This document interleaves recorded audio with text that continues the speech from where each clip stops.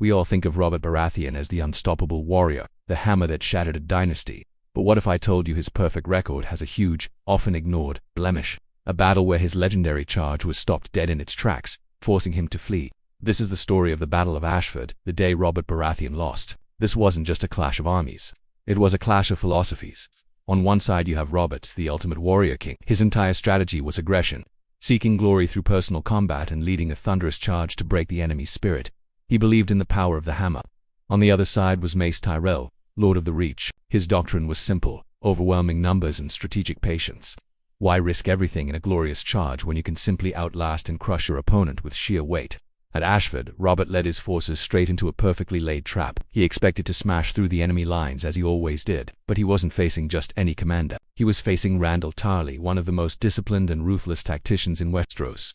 Tarly didn't try to meet Robert's charge head-on. Instead, he anchored his center with disciplined pike formations, creating an unbreakable wall of steel.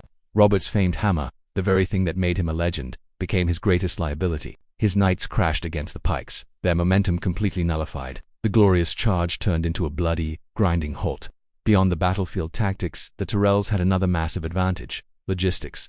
The Reach is the breadbasket of Westeros, and Mace Tyrell brought its full might to bear. His army was enormous, well-fed and endlessly supplied. Robert's smaller, fast-moving force, while powerful, couldn't sustain a prolonged engagement against such a well-oiled machine. Tarly's vanguard absorbed the initial shock, and the rest of the massive Tyrell army was ready to envelop and crush what was left. Robert, seeing the writing on the wall, had no choice but to retreat.